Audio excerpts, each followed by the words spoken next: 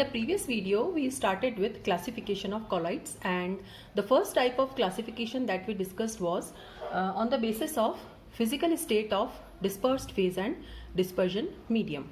Whether the dispersed phase is solid, liquid or gas, whether the dispersion medium is solid, liquid or gas, there are total 8 types of colloidal solutions, and the examples also we discussed.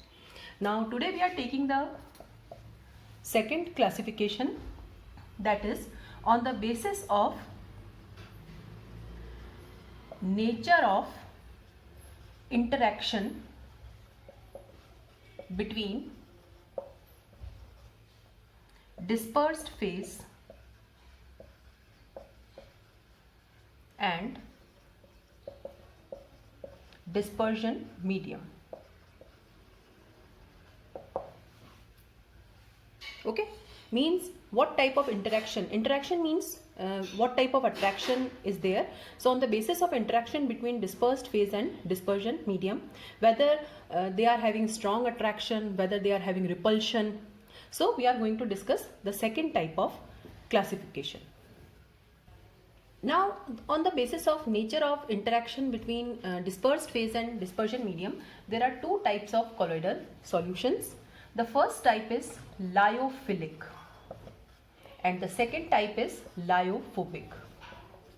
Okay, so first type of solutions are lyophilic solutions or lyophilic colloids, and the second type is lyophobic. Now there is the difference between philic and phobic. Okay, philic means attracting, phobic means repelling. So lyophilic means these are liquid loving. Okay, liquid loving means the dispersed phase and dispersion medium have affinity for each other. Okay, and lyophobic means there is liquid hating, means the dispersed phase and dispersion medium do not have any affinity with each other. So we have to discuss these 2 types in detail, and first we are taking lyophilic. Now the first is dispersed phase particles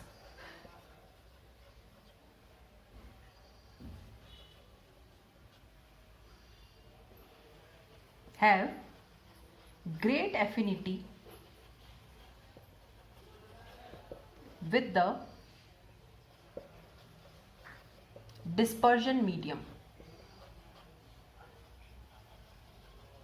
Okay, so there is attraction between the dispersed phase and dispersion medium. The second point is, now since there is attraction between the 2 things, they can be simply prepared by mixing the 2. Okay, suppose you take dispersed phase, you take dispersion medium. Okay, dispersed phase can be solid, liquid or gas, dispersion medium can be solid, liquid or gas, and if you simply mix them, they will make a colloidal solution or sol. So formed by simply mixing the 2.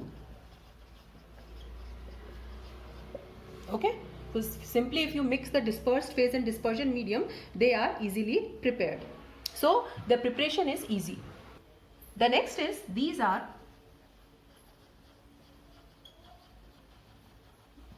reversible in nature. Okay, now what is the meaning of reversible nature? Suppose I have dispersed phase and dispersion medium. So I have mixed the 2. Okay, my sol is prepared, my colloidal solution. What is the meaning of sol? Sol means solid in liquid. Okay, so suppose dispersed phase is solid and dispersion medium is liquid. So we call that particular type of colloidal solution as sol. So a sol is prepared. Okay, now suppose if I heat this sol, what will happen? If dispersion medium is water, it will evaporate. Okay, so these 2 are separated again. Okay, now again if I mix the 2, again I will get the sol. Okay, so it is reversible. If you mix them, they will be making a sol, and if you heat the sol, the 2 are separated. So this is reversible. So dispersed phase and dispersion medium, if you mix them, you will get a sol or solution, and if you heat it, they are again separated. Now the fourth point is, these are quite stable. The lyophilic sols are quite stable because there is attraction between dispersed phase and dispersion medium, and it is not possible to separate them easily. Cannot be easily coagulated. Okay, coagulated means precipitated. We cannot separate dispersed phase and dispersion medium easily. Now the last point is, if water is dispersion medium, okay, then these are known as hydrophilic colloids. Okay, so suppose if your dispersion medium is water, then they will be called as hydrophilic. Now what are the examples of lyophilic sols or lyophilic colloids? Okay, now there should be no confusion. Colloid means a general term. Colloid means dispersed phase can be solid, liquid or gas. Dispersion medium can be solid, liquid or gas. But suppose if I am using the word sol, sol means particularly the dispersed phase is solid and dispersion medium is liquid. So what are the example? The first is gum, second is gelatin, starch. Okay, these colloidal solutions are the examples of lyophilic. One more example we can take, protein sol. Okay, these are the examples of lyophilic. Now the next is lyophobic colloid, okay, or lyophobic sol. The dispersed phase and dispersion medium do not have any affinity with each other. Means there is no attraction between dispersed phase and dispersion medium. They are formed with difficulty.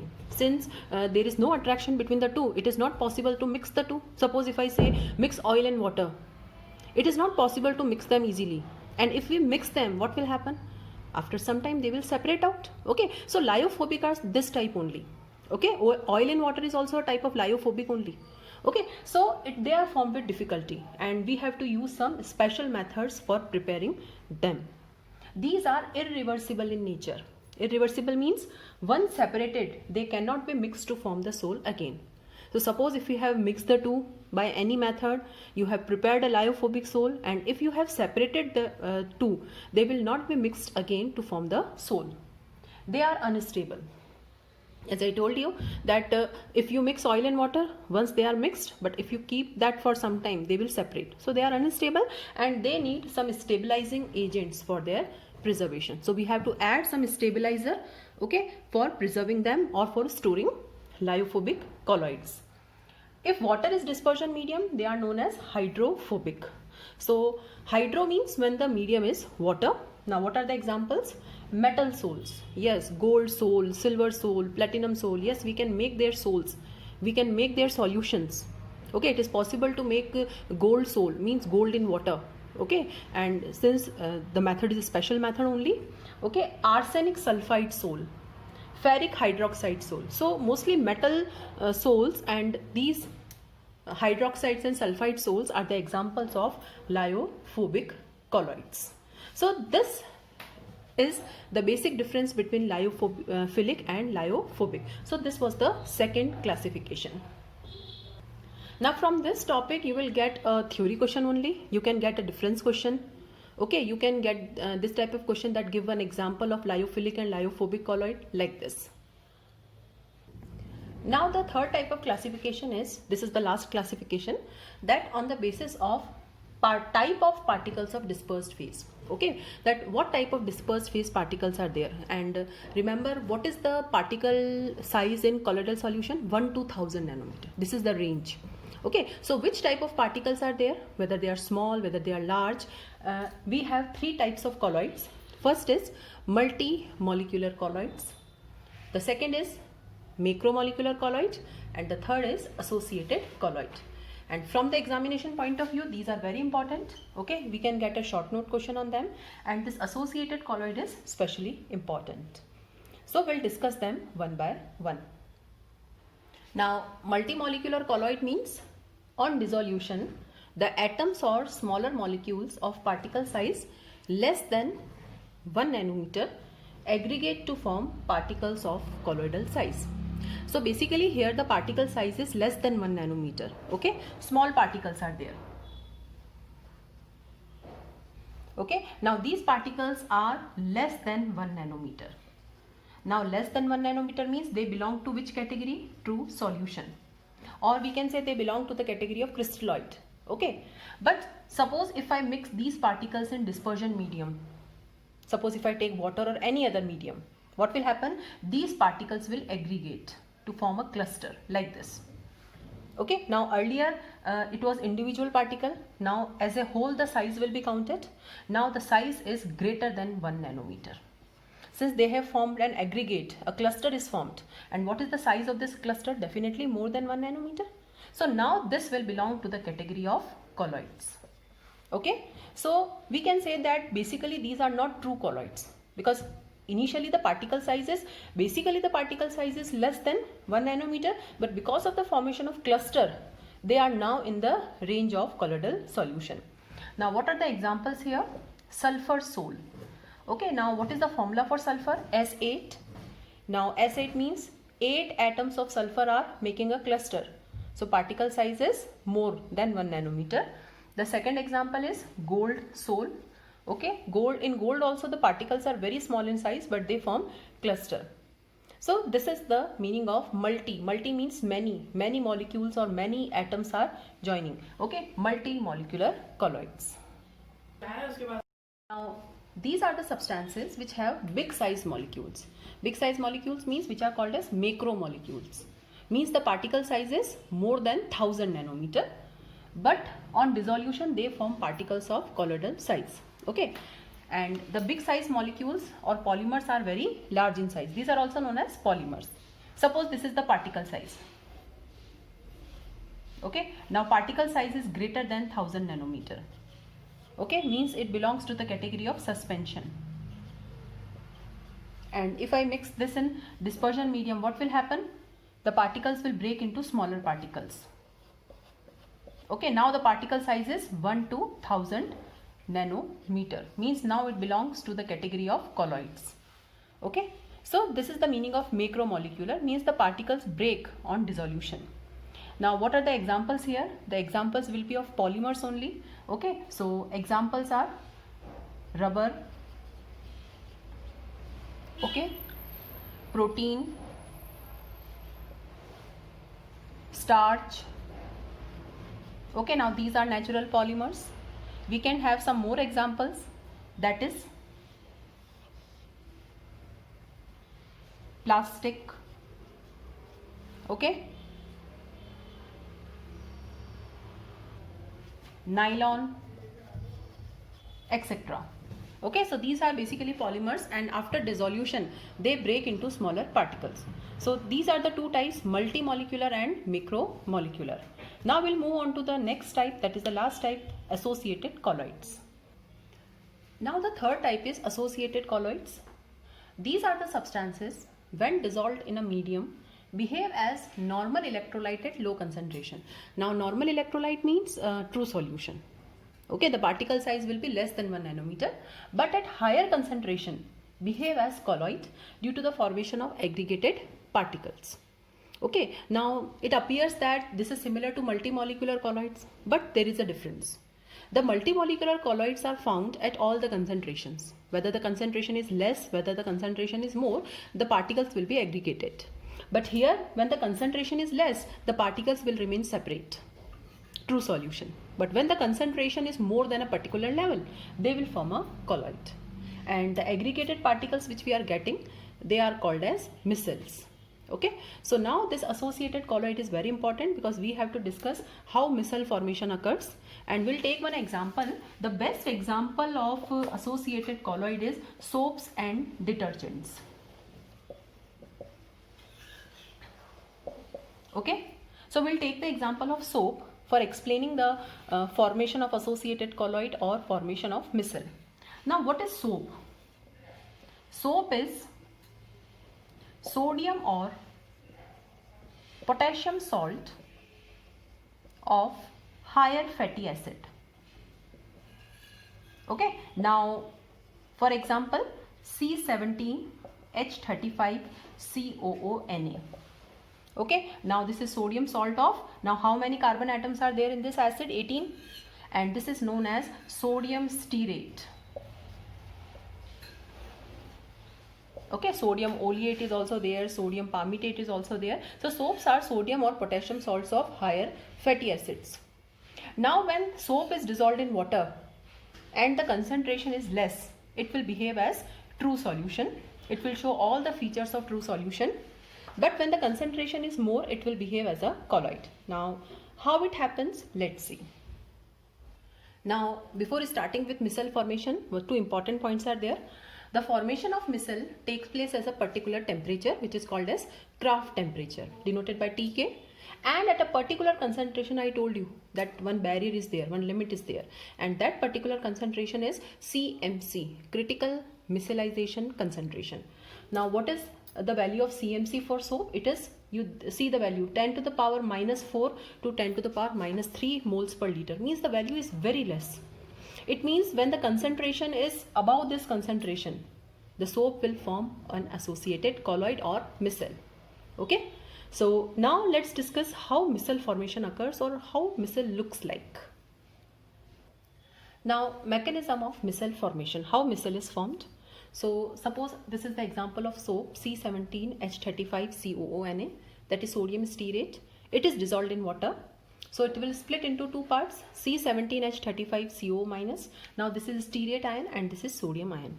So when dissolved in water, they will split into negative and positive ions. Now this negative ion, okay, now it is having the carbon chain also. And the carbon chain is represented like zigzag line. Okay, and this is non-polar hydrocarbon tail. This part is known as tail, and tail means the carbon chain. And this COO minus part, that is carboxylate part, is represented by this. This is polar head. So the soap molecule now has two parts, the hydrocarbon tail, which is non-polar, and the head, which is polar. Now this non-polar hydrocarbon tail is hydrophobic. Okay, hydrophobic means water insoluble. Okay, it will move away from water. And this polar head is hydrophilic. Okay, hydrophilic means water soluble. Okay, so now the soap molecule has hydrophobic as well as hydrophilic part. So when soap is dissolved in water, we have two parts. One part which is moving away from water and one part which is moving towards the water like this. So this, suppose this is the container and this container is having water. Now when the concentration is less than CMC, okay, concentration is less than CMC concentration, the structure is like this.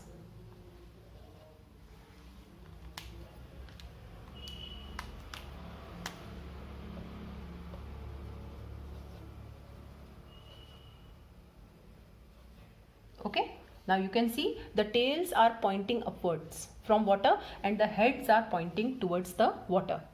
Okay, so this type of picture is visible when the concentration is less. So the soap molecules are like this, that their non-polar tails are pointing upwards, that is away from water, and the heads are pointing towards water. Now what will happen when the concentration is more than CMC? So when the concentration is more than CMC, the anions are pulled into the bulk of solution. Anions means the stearate ion, and they form a cluster such that the tails are pointed to the interior of cluster. Now you can see the tails are pointed to the interior of cluster. Suppose this is the water which is surrounding. Okay, so inside the water your micelle is formed like this. The soap solution is there, the micelle is formed. Okay, so the tails are pointed to the interior of the cluster and the heads are pointed to the surface. So on the surface of micelle the heads are there and the tails are pointed to the interior. Now for understanding purpose I have made the tails apart, otherwise the tails are very close. It is like this. Okay, like this. The tails are very close to each other. So there is no space in between the tails. Okay, now the aggregate formed is called micelle, and this micelle may contain 100 or more molecules. Now what happens when, now how your soap is doing the cleaning work? Okay, what is the cleansing action of soap? So when, suppose it is the soap solution. Okay, now suppose dirty cloth is dipped in the soap. So what this soap will do? This micelle will be formed around the oil particle. Okay, so suppose this is the oil droplet. Okay, now this oil droplet is there. So what will happen, since this is the non-polar part and oil is also non-polar, so a micelle will be formed like this, like this. Okay, so a missile will be formed surrounding the oil droplet such that the tails are into the oil droplet and the heads are onto the surface like this. And when the cloth is agitated or rubbed, the missiles are pulled away along with the oil droplet. So in the cleansing action of soap, this missile formation is important. Okay, so a similar missile is formed around the oil droplet on the dirty cloth, and the oil particle will be pulled away along with the missile.